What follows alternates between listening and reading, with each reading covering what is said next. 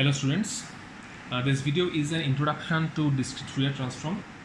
Discrete Fourier transform is one of the most powerful tools in the digital signal processing that enables to find the spectrum of a finite duration signal. Like continuous time domain signal, we can apply the simple Fourier transformation, and in case of the discrete Fourier transformation, it can be applied to represent a discrete sequence into its equivalent frequency domain representation. Whenever we need to find the frequency content of a time domain signal, we can use discrete Fourier transform. Now let's take an example where we need to determine how much noise is present in the output of a LC oscillator. By analyzing the output spectrum, we can find this kind of problem using the discrete Fourier transformation. So discrete Fourier transformation applied when the n number of complex numbers, where xn is the input sequence in the time domain and xk is the output in the frequency domain. So the xk is defined as xk is a summation of n from 0 to n minus 1 xn e to the power minus j 2 pi n into kn, where n and k values varies from 0 to n minus 1.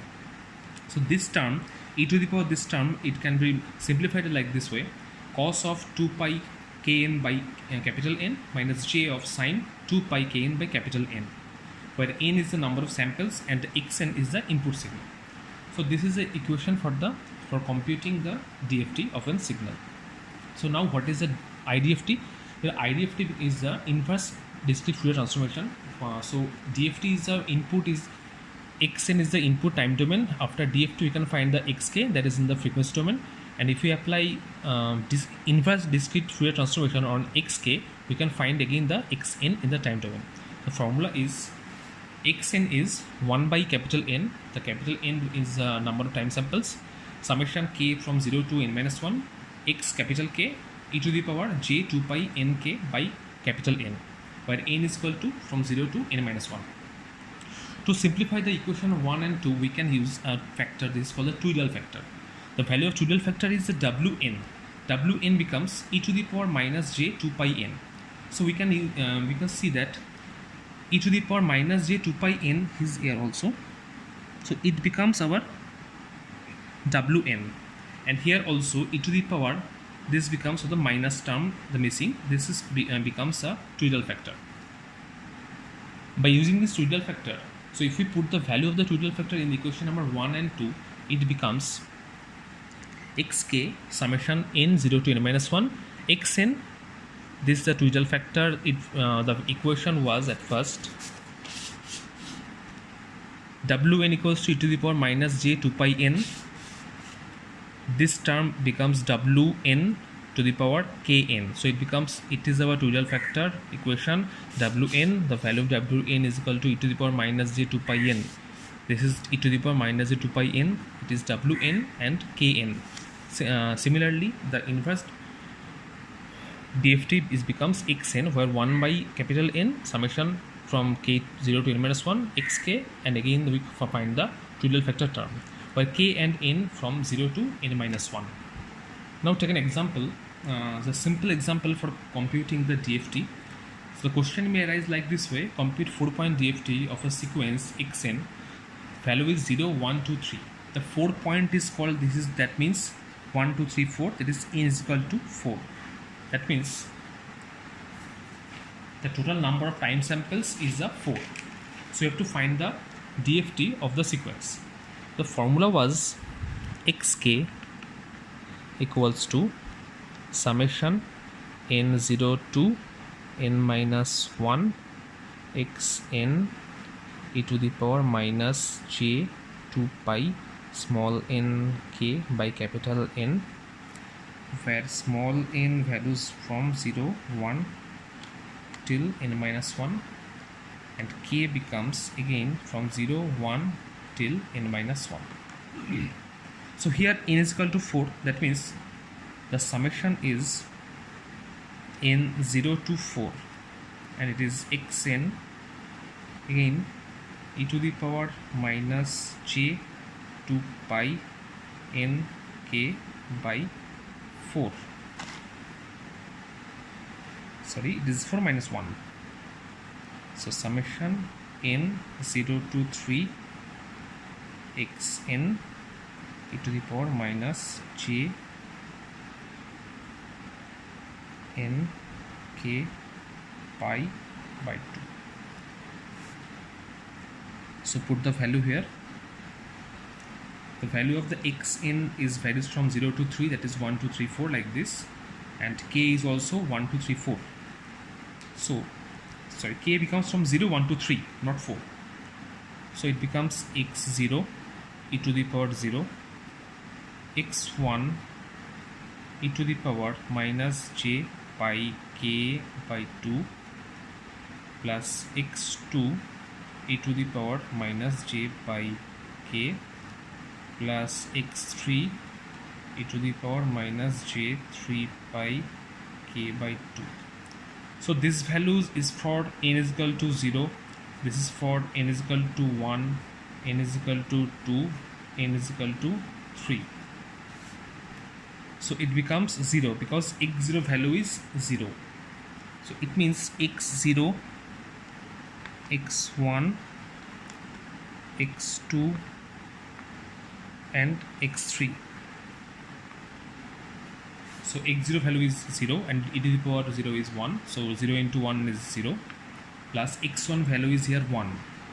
So 1 into e to the power minus j pi k by 2 plus x2 value is 2. 2 into e to the power minus j pi k. x3 value is 3 e to the power minus j 3 pi k by 2. So this is the final expression for xk. It is e to the power minus j pi k by 2 plus 2 into e to the power minus j pi k plus 3 into e to the power minus j 3 pi k by 2. So this is the final expression for xk. So now till now we are putting the value of the n. So n is from 0 to 3. Now we have to put the value of k. That means k is from 0 to 3. That means we have to find the value of the 0, x0, x1, x2 and for x3. Let's find the value for the x0, x1 and x2. So x0, that means we have to put the value of k is 0 in the equation. So the output becomes e to the power 0, that means it is 1, 2 into e to the power 0, so 2 plus 3 into e to the power 0, that is 3 into 1, it becomes 6. So now x1, 1 means we have to put the value of k1 in the equation.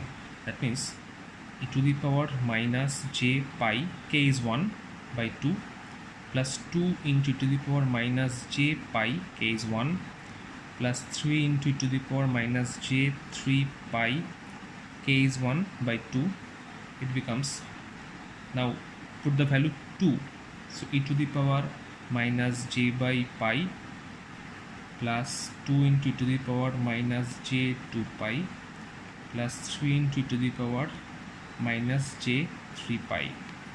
Put k is 4, e to the power minus j 3 pi by 2 plus 2 into e to the power minus 3 pi j plus 3 e to the power minus j 3 pi into 3 by 2.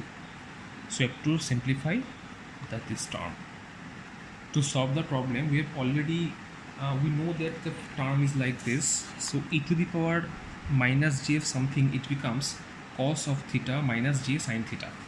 That means, so when we have to simplify this term e to the power minus j pi by 2, it becomes cos pi by 2 minus j sin pi by 2. So we are not familiar with this term. So by using this formula, we have to simplify the x1, x2 and x3. So now x1 becomes e to the power minus j pi by 2. We can simplify using this formula. So it becomes minus j.